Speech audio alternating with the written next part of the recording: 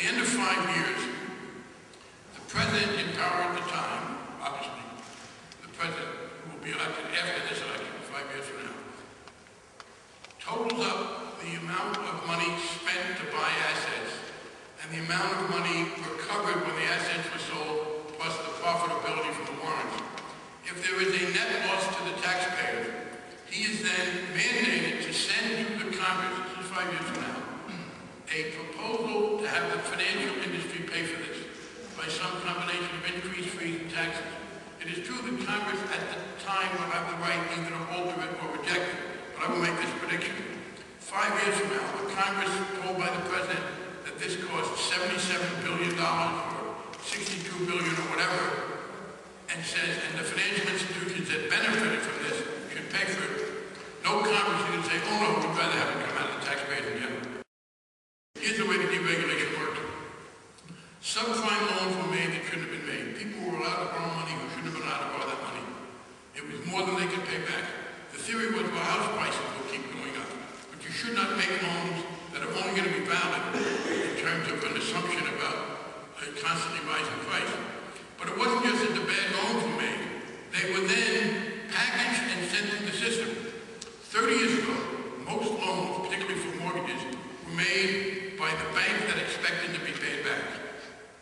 When you are lending someone money with the expectation that he or she will pay you back, you are careful. We now have the phenomenon known as securitization, whereby the lender takes the right to be paid back and packages it in a complex security and sells it. And it's a simple human truth that has been rediscovered. People are more careful with their own money than other people's. There have been problems. The federal government has been trying to encourage people who hold the mortgages to renegotiate them with the borrowers. But in this case, we will now be the owners of the mortgages.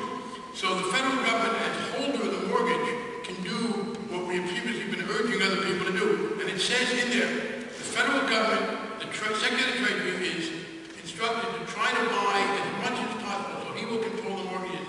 If you are able to pay a principal amount that's equal to about 87 or 90% of what the house is worth. I remember these are people who now have mortgages that are at 110, 120. If you can pay that, we will allow you to refinance it. What we want to do is regulate the activity. If you regulate an entity, then people will become a different entity to avoid regulation. The New York Federal Reserve is a wonderful institution, nonpartisan, objective. They will be the place to run it. And we will regulate the activity. It will be that nobody can have more than a certain amount of leverage, that all the credit default swaps have to be on an exchange, that nobody can take certain kinds of risk. It would be a mistake to regulate any particular entity, and that's our goal. Yes, there were Republicans who got up and said, it will cause pain in the near term. We understand that. That is Ricardo, Michigan, Jeff Hensley from Texas. Very intellectually honest people.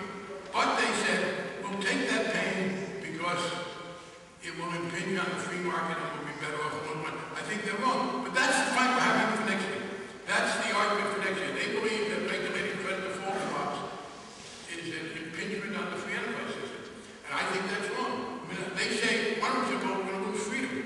I think I lose freedom if people tell me what I can read and what I can say and who I can associate with.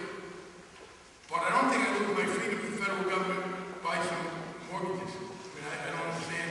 That's not my definition of freedom. Now, it is the case that we are very clear that when the federal government buys shares in a company, other than Freddie Mac, because we're unique in situations, we will have no